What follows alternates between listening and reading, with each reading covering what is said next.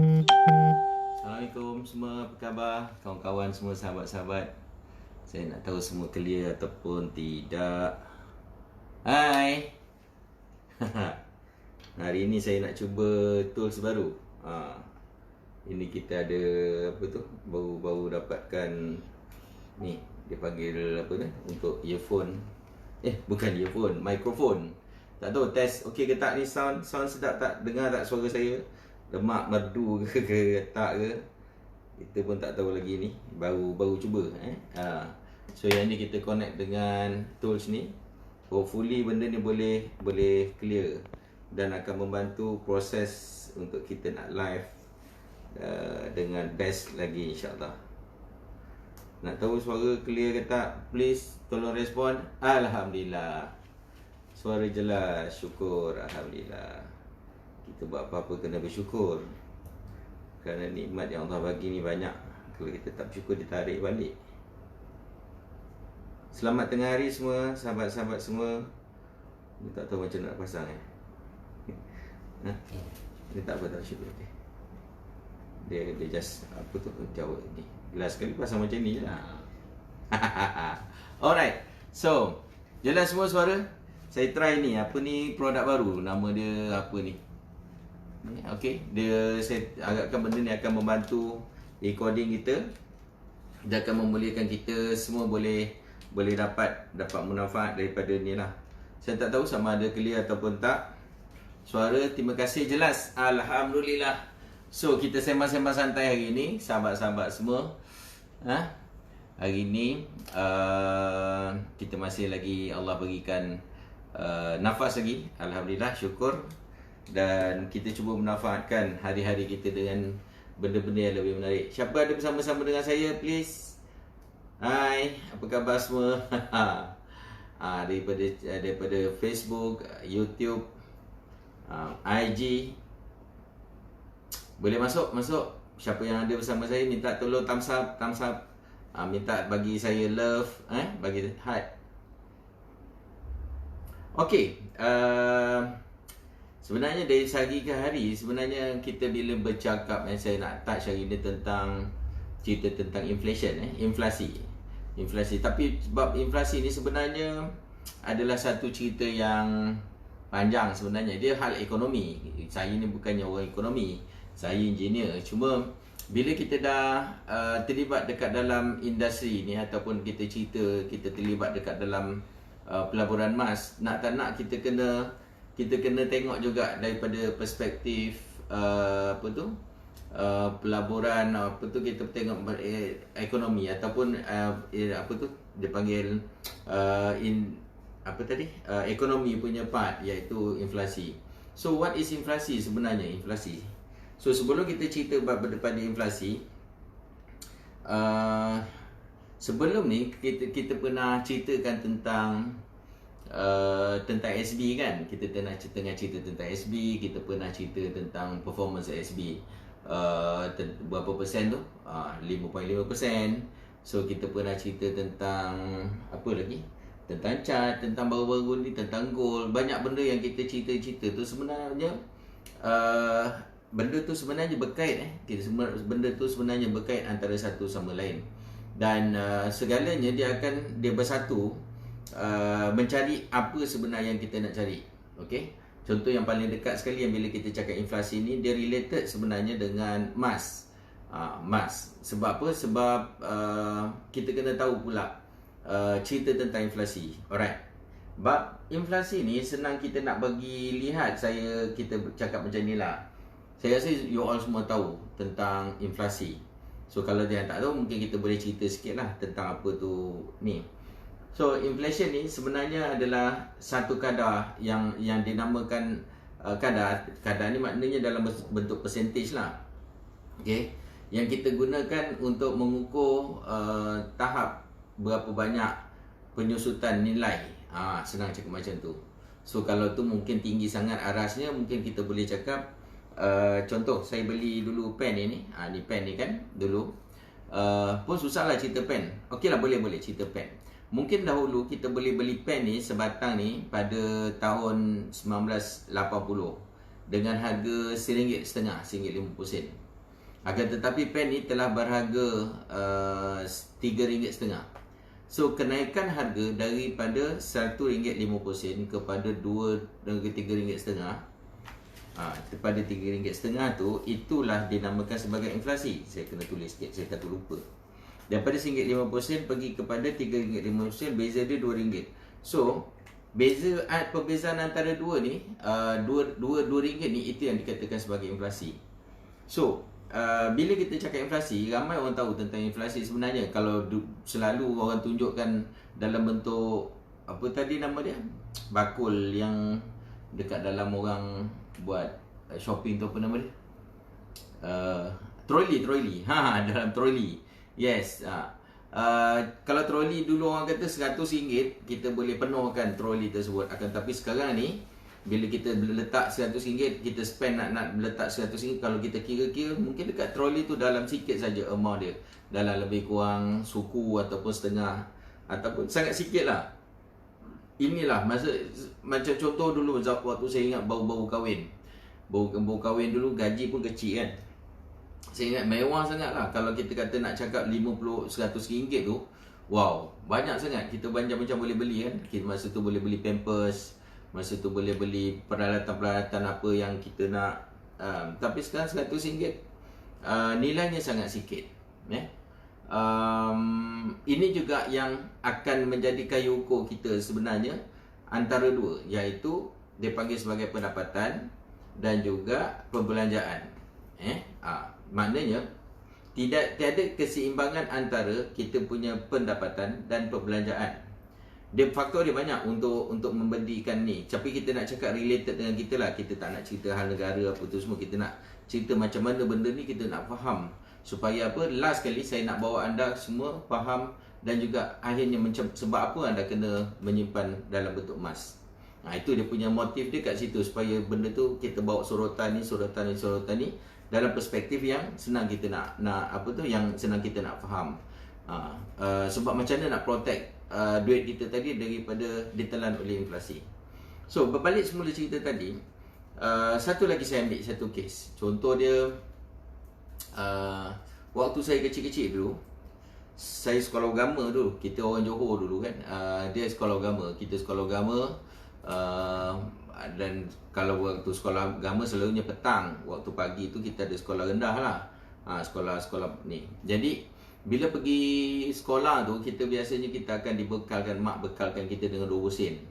Ada masa tu best sikit, kita dapat lah dalam 50 sen. Ada naik-naik tahap sikit lah. So 20 sen masa tu sangat muai lah, sangat mewah. Yang mana masa tu kita boleh bawa bekal, bawa bekal air. Lepas tu makanan pun mak bekalkan dengan jemput-jemput. Kalau tak tahu jemput-jemput tu kita panggil apa? Cekodok.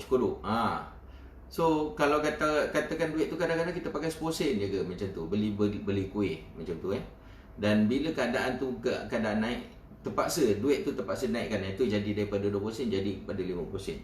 So itu satu perkara, duit bekal. Sekarang jangan haraplah nak bagi 50 sen. Saya rasa kalau bagi 50 sen, kebulu anak kot nak pergi sekolah kan. So balik semula cerita tadi, itu satu part yang kita bekalkan anak, dapat duit bekal untuk sekolah. Tapi satu part lagi senang kita nak cakap. Saya nak tanya dulu pada tuan-tuan dan puan-puan, sahabat-sahabat semua. Sebenarnya kalau kita cakap dari segi macam makanan dekat kantin sekolah, sebab semua orang mengalami situasi ni, pergi sekolah kan. So kalau kata cakap dululah karipap dulu, berapa harga karipap tu? Syafiq, berapa makan di karipap? Dulu 30 sen lah. Dulu 30 sen. Kita orang dulu dapat 10 sen. Oh yo. Dulu 10 sen boleh dapat. Saya pernah dulu kita beli macam bihun. Dulu style bihun dulu, dia letak dalam plastik, dia masuk dalam plastik, letak sambal, lepas tu kita ikat dekat atas itu. Tu plastik biasa tu. Lepas tu kita gaul, kita cabutkan dekat koyakkan dekat bucu tu, kita sedut lah. Dan aiskrim dulu ada, aiskrim Malaysia ada dua jenis. Satu yang jenis yang panjang, aiskrim biasa. Yang dulu ada satu lagi jenis aiskrim Malaysia dulu, dia gunakan plastik tu juga, dia letak air sirap ke atau air orange ke kan. So diikat masuk dalam freezer dia. So itu pun sama juga dalam 10 sen macam tu lah. So masa tu kita nak rasakan orang kata harga tu sebenarnya masa tu nak sekarang kata murah lah, tapi pada masa tu mahal. Selepas tu kalau kita tengok contoh tadi saya cakap ni tadi, daripada segi saya tak tahu aiskrim Malaysia sekarang berapa sekarang? Sekarang ada 20 sen. Ada lagi 20 sen? Tak dapat ke? Saya rasa tak dapat ke? Kampung lah. Kalau dekat sini mahal sikit. Tapi saya nak cakap curry puff sebab saya suka makan curry puff. Okay. So curry puff kadang-kadang kita cakap dari segi curry puff tadi contoh 20 sen dia naik 20 sen. Yang paling common pada zaman-zaman 3 tahun sebelum ni adalah 30 sen. Pasal tak curry puff? Sekarang curry puff, kalau nak cerita curry puff pula, dia sekarang dah jatuh pada 50 sen dan RM1 pun ada. Kalau kita cakap macam tu. Alright? Bawa rumah saya 50 sen. 50 sen ya, betul. Memang sekarang ni harga dia dah macam tu. Soalan saya. Kalau makcik tu, kalau kata kita cakap 30 tahun sebelum ni, 30 tahun itu makcik yang jual 20 sen tu memang tak nak niaga. Mungkin dia punya keledek ke kan, dia buat sendiri kan. Tapi tak boleh, dia tak boleh macam tu, dia kena ikut. Soalan yang senang kita nak fikirkan. Adakah sekarang ni kita kalau tengok makcik yang dulu buat curry puff tadi tu kan, adakah dulu dia ni apa tu tadi nama dia, saya nak cakap, adakah dulu dia jual 10 sen, sekarang dia jual 50 sen, berapa naik? 40 sen kan. Soalannya, adakah daripada dulu sampai sekarang kehidupan dia berubah? Itu dia punya point dia. Adakah daripada dulu dia duduk rumah macam tu, sampai sekarang dia duduk rumah yang kira macam banglo ke, dia dah mewah sangat. Sebab naik harga kan, betul tak? Naik harga. Fikir logik kat situ lah. Sebab selalunya kalau orang naikkan harga, dalam keadaan sekarang orang kata harga apa? Harga Israel harga Israel. So, ni nak cerita macam mana kita nak memikirkan daripada dulu sampai sekarang. So, akan tapi dia tak berlaku sebegitu. Dia bukannya sesuatu benda yang orang tu akan jadi kaya. Makcik tu sepatutnya dengan harga yang lagi 20 sen lagi teruk lah. Makcik tu kesian. Kalau saya jadi awak, saya bagi mahal sikit lah. Sebenarnya sama je. Sebab dia namakan itu yang kita namakan sebagai inflasi. Harga barang naik disebabkan banyak faktor. Faktor apa tu, dari segi ekonomi, kerajaan naikkan segala-galanya, dan demand tu ada banyak, produk tu sendiri, raw material, dan apa tu, salah satu daripadanya adalah printing money. So mungkin tu terlampau teknikal. Saya nak cerita yang benda yang mudah untuk kita nak faham tadi. Jikalau kita faham situasi tadi, kita tukarkan dari segi curry puff tadi kepada nilai duit kita. Kalau dahulu kita boleh ada duit, kita cerita dulu harga tadi dah naik. Ni cerita kita ambil dalam lebih kurang 30 tahun lah. 30 tahun panjang sikit lah kan kita ambil. Kalau dahulu bapak kita, sebab kita tengah muda lagi kan, muda lah sangat kan. Kalau kata macam dulu bapak kita pada 30 tahun lepas, dia ada duit, katakan duit orang kampung 10,000 banyak lah kan. 10,000 dia simpan dekat dalam bank masa tu. Katakan kita ambil satu bank masuk dalam saving account. Masuk dalam saving account 10,000. Banyak tak masa tu 10,000? Oh banyak babe. Banyak tau. Banyak tak Syafiq? Banyak, 10,000. Banyak. Dahulu 10,000 lebih kurang mungkin multiplier dia saya rasa mungkin 3 kali ganda macam tu lah. Sebab dulu orang jual tanah dulu main macam tu je. Berapa? 80,000. Sekarang dah tak boleh dah. Dulu 30,000, 50,000. Saya ingat lagi zaman tu. So yang selalu yang akan kaya sangat masa tu, yang banyak duit, yang jadi tempat untuk orang nak beli barang apa tu, nak jadi orang tempat nak beli barang apa tu, nak jual tanah tu, nak sebagai ni adalah ni lah cikgu lah. Sebab cikgu-cikgu dulu memang antara orang yang berpendapatan tetap kan. Jadi nak cerita macam mana ni tadi, kalau kata contoh ni, saya ambil contoh bapak kita dulu menyimpan dekat dalam bank sebanyak 10,000. Alright, 10,000. Dia banyak ada 10,000. Dia tak buat apa-apa pada duit tersebut. Sekarang ada berapa banyak dalam account dia? Dalam saving account lah 12,000 lebih kurang lah. Dengan kenaikan, tak buat apa-apa, kenaikan lebih kurang 1 ke 2% setahun Saya rasa tak sampai kot. Dalam lebih kurang 1,000 sikit lah. 1,000 ambil 1,000. Paling tinggi 1,100. So nak cerita macam mana apa yang dia boleh belanja dengan 11,000 ni tadi. Upkan sikit, letaklah 11,000. Apa yang dia boleh belanja sekarang dengan 11,000, apa yang dia boleh belanja dulu dengan 10,000. Faham ni? Faham? So senang untuk kita lihat bahawa jikalau kita tak mencari sesuatu instrumen, jikalau kita tak memikirkan satu benda untuk protect kita punya duit, yang mana benda ni boleh dijadikan sebagai satu tools untuk kita, paling kurang kita nak setarakan nilai 10,000 dulu dengan nilai 10,000 sekarang. Macam tu. Dia punya setara. Maksudnya kalau dulu sepatutnya, kalau macam tadi kita boleh makan kari pap tadi dengan 10 sen, sekarang kita boleh makan kari pap dengan 50 sen.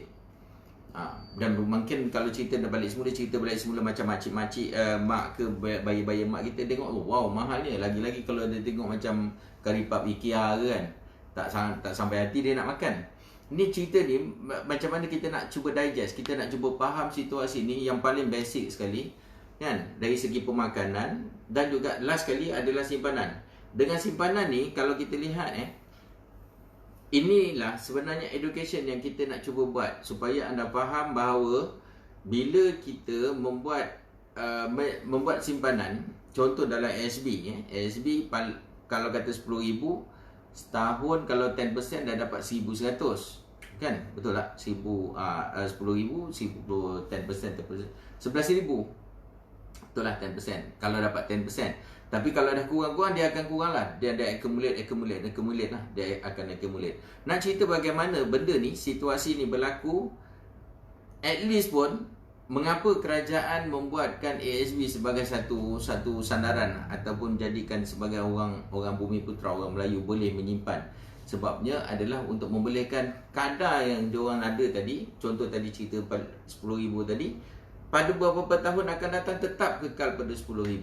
Maknanya benda tu dah naik, keuntungan tu dah ada. Nilai tu tadi bukan 10,000 anymore, dia bukan lagi 10,000, tapi dia dah increase. Kemungkinan besar dalam satu masa dia dah jadi dalam lebih kurang 50,000. Tapi nilai 50,000 tadi dengan 10,000 sebelum ni adalah nilai yang sama. Maknanya kalau kita keluarkan, ambil duit tadi tu, kita boleh beli kari pap juga, tapi dengan harga yang kita, dengan rasa yang kita tidak rasa takut lah. Kita tak ada rasa macam guilty sangat kan, rasa macam mahal lah. Dia tak ada macam tu. Dia setara. Kadar mampu kita beli pada dahulu dengan kadar mampu kita beli sekarang adalah sama. Ini yang perkara yang asas yang kita sebagai orang yang merayat mahal ni yang kita kena lepaskan dulu. Kita kena fikirkan, at least jangan simpan duit kita dekat dalam tabungan kita. Itu yang pertama, tabungan. Yang kedua, jangan simpan pada saving account.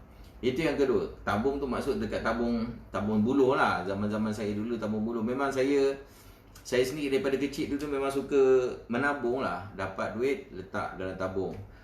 Dalam satu kes dulu kita ada kamera kan. Kamera yang apa tu, ada filem tu kan. Kodak. Dalam Kodak tu. So saya suka benda tu, mahal sebenarnya. Kodak tu berapa ringgit dulu, yang ada saiz 24 ke ataupun 12 tu. So bila Kodak tu dah pakai, dia ada sarung. Jadi saya nak ni saya letak dekat dalam sarung dia tu. Susun lah duit. Itu satu. Lepas tu ada satu kes lagi, ayah buatkan pula tabung buluh. Sebab kita dulu kalau macam dekat Johor dulu, kita nak beli apa nak beli apa tadi nama dia? Kalau kita dulu nak beli tabung, selalu kalau kita orang Johor dulu nak beli tabung yang macam tabung ayam ke, tabung gajah ke kan, kena pergi dekat Hitam dulu. Jadi nak pergi Hitam dulu memang transport tak ada lah. Jadi kita nak juga menyimpan. Bapak saya buatkan macam tabung buluh. So tabung buluh ambil ruas-ruas dia tu tadi, atas ruas tadi potong sikit dekat atas untuk nak gantungkan dekat kita punya bilik.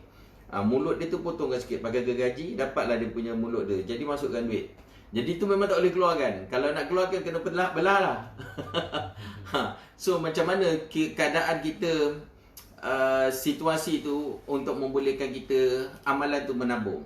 Jadi nak cerita macam mana, saya nak kaitkan cerita menabung kepada macam mana kita nak save kita punya kita punya, dia panggil save kita punya wealth lah. kekayaan yang kita ada. Tak kisahlah kekayaan kita 1,000, 2,000, 10,000 ke 100,000 ke 1 juta. Nak cerita macam mana nak save benda tu, nak jadikan dia selamat daripada ditelan oleh inflasi. Sebab inflasi ni kita tak nampak sebenarnya. Kita tak nampak. Dia akan ditelan oleh keadaan, situasi. Situasi. Mungkin dulu kalau kita ingat dulu minyak kereta dulu mungkin RM1.50 je 1 liter. Sekarang dah RM2 lebih. Yang sehari dua ni dia orang kata akan turun lagi minyak. Ya ke tak? Saya tak pastilah. Sebab harga minyak dah naik, minyak kita turun. Itu pun songsang juga tu. Harga minyak naik, minyak kita yang jual sepatutnya akan turun. Bukan harga minyak naik, tapi harga dunia minyak turun, minyak kita pula naik. Dia akan terbalik macam tu. Tu jangan silap. Nanti kalau tu nanti kita buat tajuk tentang minyak tu pula. So nak cerita benda ni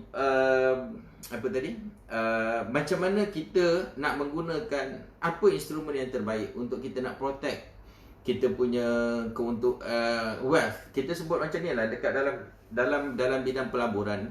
Kita akan sebut wealth. Jangan rasa macam takut sangat bila kita cakap wealth. Orang kebanyakannya orang takut. Dia kata, wah kaya sangat aku. Tak, sebenarnya apa yang kita cari ni, kita mencarikan dalam bahasa orang putih lah, buku sebenarnya dia sebut sebagai wealth. Nak convert daripada perkataan duit yang biasa tadi kepada wealth, baru kita akan rasa appreciate apa yang kita ada. So daripada sini sebenarnya cara yang terbaik adalah kita kena cari instrumen yang membolehkan gandaan tu lebih. Banyaklah cara dia. Satu daripada yang paling sinonim dengan kita adalah property.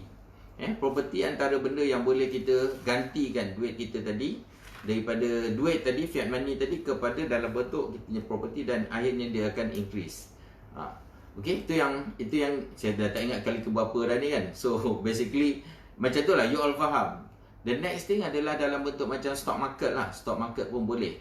Tapi dalam keadaan sekarang ni hati-hati sebab nak cerita tentang stock market, kita sekarang ni KSCI sangat menakutkan.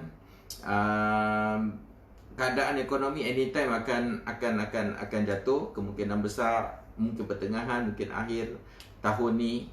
Kita tak tahu bila anytime dia akan selam lah.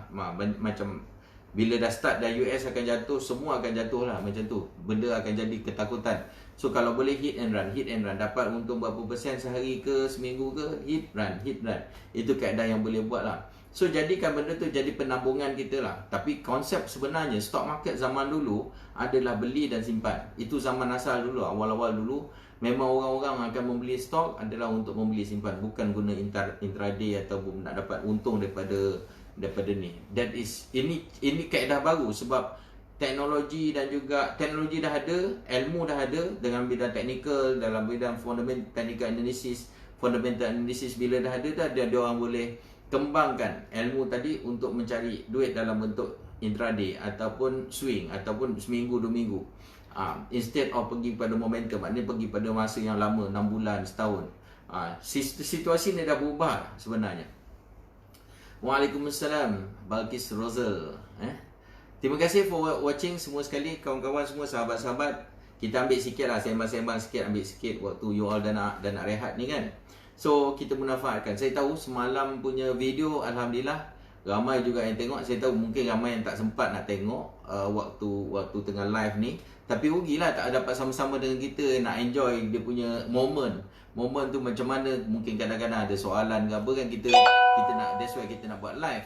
Dan alhamdulillah, walau macam mana pun situasi, kita nak share something kepada public, kepada ramai orang. Kita dah masuk tahun 2020 ni, kita cuba tukar medium.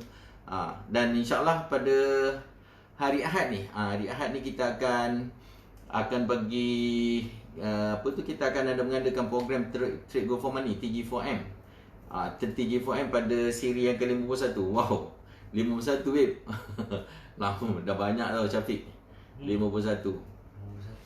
Kalau 51, just imagine 51, bukan sikit tau siri ni. AJL sini berapa anugerah juara lagu kita. TG4M adalah siri yang ke-51 pada hari Ahad ni. So anda siapa-siapa yang nak join, dia ada satu package yang kita buat supaya anda boleh datang recharge at any time. Bila masa setiap masa kita akan ada buat, you boleh datang for free. Alright.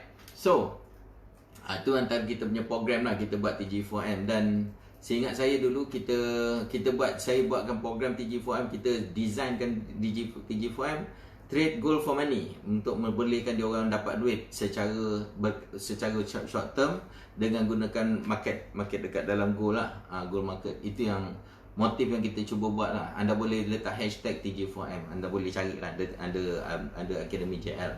Alright, balik semua dekat sini. So, satu daripada instrumen daripada masanya cepatnya kan, satu daripada instrumen yang ada juga saya nak sebut adalah emas. Ini seorang pun tak boleh argue, seorang pun tak boleh nak kalau kita bahasa dulu kita panggil beta. Beta tu tak pernah. Beta tu lawan balik lah. Macam tu kita kau tak boleh beta dia ni, macam tu lah. Bahasa kita muda-muda dulu lah, di zaman saya dekat kampung dulu kan. Maknanya memang firm lah. So bila kita cakap tentang emas dengan inflation ni, dia sangat berkait rapat. So maksudnya lawan kepada emas ni tadi, lawan kepada inflasi ni tadi adalah emas. Satu lagi saya nak contoh, satu lagi. Ni tengah terfikirkan contoh lagi satu lah, baru terfikir. Kalau kita tengok balik semula macam mana dahulu, anda biasa, mungkin siapa yang biasa dengan emas ni, you all faham, pernah dengar cerita zaman Rasulullah dulu, dengan satu ekor kambing, baginda boleh membeli dengan berapa? Satu keping dinar. Zaman dahulu zaman Rasulullah dulu. Satu. Ini sebenarnya cerita ni adalah untuk iktibar kita. Sebenarnya zaman Rasulullah, cerita dia sebab apa Rasulullah ada dinar kan, benda ni. Lama saya fikir. Cerita ni macam kalau fikir balik semua macam boring. Tapi kalau you fikir secara deep sikit, fikir secara mendalam sikit, you akan dapati sebenarnya apa yang nak ditekankan. Pertama sekali dinar. Itu dia. Maknanya mata wang zaman Rasulullah dulu adalah dinar. Dan baginda menggunakan emas. Ambil kau. Emas tau. Jangan main-main. Emas sebagai mata wang. Okey, itu pertama. Yang kedua, sebab apa nak diceritakan pula tentang dinar dan juga kambing? Sebab zaman sekarang ada kambing, yang tak ada apa dia? Dinar. Dinar yang dah nak lupus. Pada zaman 5 tahun lepas, 6 tahun lepas, ramai masa pengeluar-pengeluar tengah keluar. Setiap negeri lah, Jabatan Agama, Majlis Agama keluarkan dirham dengan dinar masa tu lah. Tapi tak dapat sambutan. InsyaAllah benda gelombang ni akan berlaku sikit hari lagi. Tapi nak balik semula cerita saya ni tadi, macam mana tentang kambing ni tadi disetarakan dengan satu dinar. Dan kalau ingat balik semula, satu masa dahulu, dinar berharga 300. Dinar juga pernah satu dinar kita boleh tukarkan kepada nak beli satu dinar tadi dengan nilai dia adalah RM500. Dia increase lagi 600, 700 dan sekarang boleh jadi sampai 900. Pernah itu hari dekat-dekat 1000. Dan kalau kita lihat sekarang,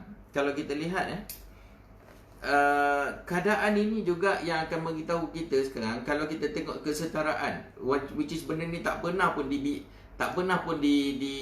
diletakkan satu macam parameter. Harga kambing sekarang ni sekian harga, tak ada. Dia akan mengikut keperluan semasa. Dia akan ikut kejap naik, kejap turun. Jangan cerita tentang kambing bakar. Kambing bakar memang 1,200 dah siap proses ni. Kambing kosong kan, macam tu. Yang kambing kosong, seekor kambing lah. Dan nak cakap macam mana, saya nak minta ini, task saya bagi pada sahabat-sahabat semua yang tengok. Cuba fikirkan berapa uniknya benda ni. Bahawasanya kesetaraan tadi, nilai emas ni tadi, dinar of course emas. Kita jangan sebut dinar tadi, itu adalah dinar. Dinar tu adalah emas. So emas tu dia ada satu price, dia ada satu harga. Dan bila diletakkan tadi, dia punya pairing tadi dengan kambing tadi, kita akan nampak sebenarnya dia mempunyai kesetaraan. Dia sama sebenarnya harga ni tadi. So inilah menjadi satu indikator yang penting untuk kita faham bahawasanya walau apa situasi pun, kalau kata misalnya harga emas naik, harga kambing naik, sebenarnya emas tu pun naik. Katakan misalnya contohlah, ni cerita macam mana saya nak bagi you all faham. Katakan 5 tahun lepas anda beli satu dinar dengan harga RM500. Contoh 6 tahun lepas beli RM500. Sekarang beli dinar dengan harga RM900. Apa maksud dia sekarang? Maksudnya nilai dinar anda tadi, berapa harga dia? Syabik? 1,000 lebih. Tak. Sebelum ni 6 tahun lepas harga 1 dinar 500. 100. Sekarang kita nak beli dinar dengan harga RM900. So sekarang nilai yang 6 tahun lepas tadi, berapa nilai dia yang you beli dinar tu? Dia jadi 600 dan sekarang dah jadi 900 lebih. Nilai dia jadi berapa? 900 lah. Sama lah, jangan Ha. naik sama. So dia akan jadi nilai tu sama. Sedangkan dulu kita letak kepada beli dinar tadi, kita just tukar je, tukar duit ni tadi kepada emas. Dinar lah. Nak cerita macam tu. Kita cakap emas ni kadang-kadang orang nampak wow, emas sangat. Tapi ni cerita dinar sebab beza antara emas dengan dinar, dia ada parameter dia. 4.25 gram. Itu parameter yang kita kena faham. Dan daripada parameter ni juga dia menyebabkan dia adalah jadi satu currency. So, nanti saya akan cerita tentang OZ pula, 1 troy ounce tu pula punya berat tu. Nanti kita cerita bab lain. Ni kita cerita bab ni, takut nanti tajuk ni nanti tersasar. So, balik semula cerita tadi, kalau kita faham kita situasi ni tadi, duit yang kita ada dahulu untuk membeli kambing sama juga dengan duit yang nak ni sekarang. Cuma dulu kita kata, oh, kita mungkin katakan dengan memek muka, mahal emas ke kambing sekarang RM900. Dulu murah je. Dulu baru 500. Sebenarnya kalau kita fikir balik semula dengan parameter yang ada tadi, sebenarnya ia adalah sama. So apa sebenarnya yang menjadikan dia mahal? Inflasi yang sebenarnya menyebabkan dia mahal. Menyebabkan sekarang ni kita nampak dia naik. Itu sebenarnya, tapi nilai tadi sebenarnya tetap sama. Nilai pada barang tadi tetap sama.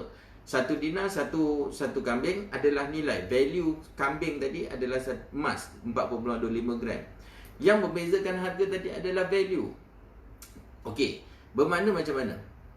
Bermakna kalau kita cakap tentang value, kalau kita tak protect duit kita sekarang, dengan kesedaran sekarang, emas akan naik dan naik dan naik lagi. Kalau kita dah cakap sekarang harga itu hari dah naik daripada 1,600, dia turun balik 1,500. Kalau kita tak protect ni, dia akan pergi kepada 2,000 contoh. Dan akhirnya duit kita akan jatuh ke bawah. Kita akan rasa, wah, masa tu kita akan rasa macam menyesal gila lah. Sepatutnya aku dulu beli emas dalam RM180. Sekarang dah jadi RM250. Dan sebab apa? Dia kata harga dulu ni sekarang harga murah. Sekarang dah jadi 250, 280 jadi mahal. Sekarang ni pun sebab kita cakap mahal. Harga emas sekarang mahal. Kata RM200 1 gram. Mahal. Memang mahal. Jangan compare dengan yang dulu. Sebab kita baru bermula. Kita baru start. Dekat sekarang ni, cerita hari ni baru start. Inilah harga dia. Dan kita akan tengok progress ni akan naik. Dan emas tidak akan turun dengan keadaan yang drastik. That's why ini adalah unik kita kena faham. Dan lebih unik lagi, lebih lagi, jikalau anda boleh buat sesuatu ni, nak convert ni tadi dengan menggunakan bantuan. Bantuan apa? Bantuan melihat chart. That's why benda ni yang selalu yang saya sebut dekat dalam live. Baru ni kita ada tunjuk macam manakah cara untuk nak baca chart. Dengan semudah-mudah macam ni pun, pada saya ilmu yang orang kata basic kepada chart tu pun insyaAllah akan membantu anda. Dan insyaAllah baru ni saya bincang dengan AJL. Dalam e-book terbaru kita akan sediakan indikator untuk macam mana nak lihat bila bukan masa untuk membeli dan bila bukan masa untuk menjual emas. So yang ni akan membolehkan kita tahu lengguk keadaan market tadi untuk kita, bilakah sesuai untuk kita nak masuk, bilakah masa sesuai kita keluar dengan menggunakan indikator kan. Dan kalau tak, nanti kita rasa macam tak tahu di manakah sesuai. Sebab kita akan bertindak macam ni. Bila katakan misalnya contoh saya cakap beli emas sekarang, contoh ada seseorang yang shout akan alertkan you all untuk membeli emas. So bila nak jual, tak tahu, tak ada orang cakap. Ini yang satu kelemahan yang kita ada. Jadi kita perlukan satu instrumen yang ada dekat dalam tangan kita bila kita nak buat. Terutama sekali benda bila kita cakap kita benda yang kita tak mahir, kita perlukan bantuan. Itu yang kita panggil sebagai tools. So yang ni insyaAllah kita akan masukkan dekat dalam kita punya e-book. Dan amazing lah pada saya yang mana kita tengah rangka, kita sebenarnya tengah struggle nak buat. Pihak kita tu tengah cari bahan untuk compile supaya kita harapkan dengan adanya e-book yang ada ni akan menjadi panduan. Sebab this is the time. So kita nak jadikan inilah satu-satunya buku untuk you tengok tahun 20 punya Mas punya behavior pada tahun ni, apa yang akan berlaku akan datang, dan apa yang telah berlaku pada 20 tahun 10-20 tahun lepas, supaya boleh nampak progress. Dan bila ini datangnya kesedaran untuk anda involve dekat dalam pelaburan Mas ni. Sebab pada saya ini adalah satu fardu kifayah untuk saya sampaikan, sebab mungkin kesedaran tu dah ada pada saya. Allah telah jentikkan ilmu tu pada dalam kepala saya, dan ini tugas saya dan juga AJL untuk memberikan ilmu kepada anda semua. Mudah-mudahan benda ni akan jadi apa tu orang kata, satu jariah.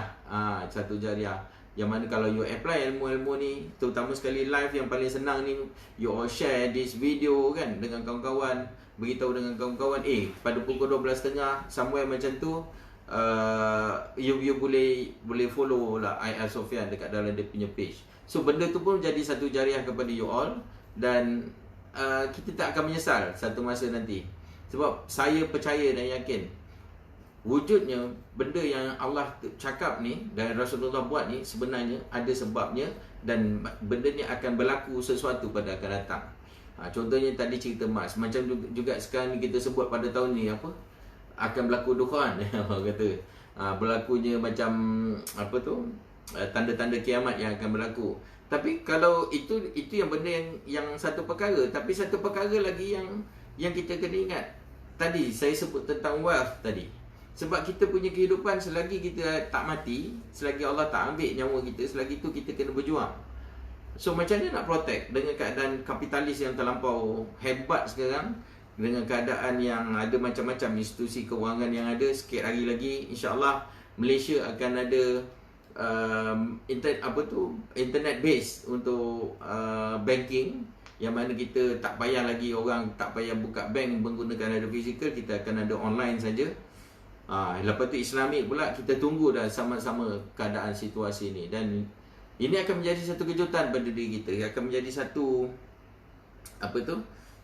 kalau kita tak update, kita tak berhati-hati dekat sini, kita tak melangkah untuk kepada satu step seterusnya untuk protect kita punya wealth, dan kita bimbang satu masa nanti kita akan merempat dekat negara kita sendiri, sebab keadaan inflasi yang tinggi dia akan memakan apa juga kekayaan yang kita ada.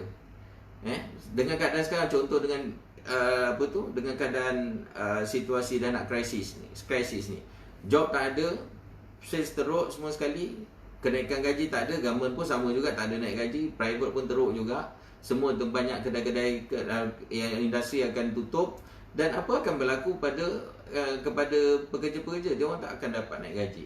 So bila tak dapat naik gaji, dengan keadaan pula demand yang banyak, akan menyebabkan kenaikan pada harga. Itu yang wujudnya inflasi, dan anda akan rasa sangat-sangat tertindas lah.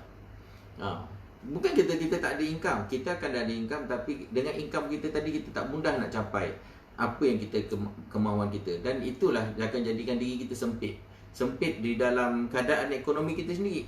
That's why kita kena keluar, sedikit sebanyak kita kena keluar. Dan kalau senang nak cakap, inflasi yang tak ada satu saja. Apa dia? Emas satu, yang paling best sekali lah, wakaf lah. Kita dekatkan diri dengan Allah, dan itu memang pasti.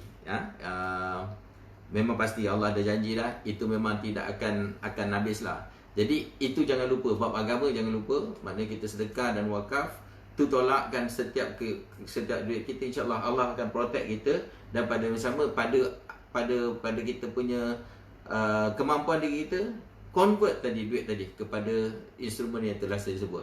So mudah-mudahan perkongsian saya ini akan dapat manfaat pada anda semua, dan saya mohon sekali lagi anda sharekan kepada kawan-kawan semua. Mudah-mudahan yang mana nak tahu ilmu ni, anda adalah penyebabnya, anda adalah orang yang telah menjentik dia punya minda dia untuk mereka berubah pada satu masa lagi, dan mereka akan mengucapkan kesyukuran yang amat sangat disebabkan oleh benda ni, kerana anda mungkin boleh mengubah diri kawan anda dengan hanya sharekan video ni.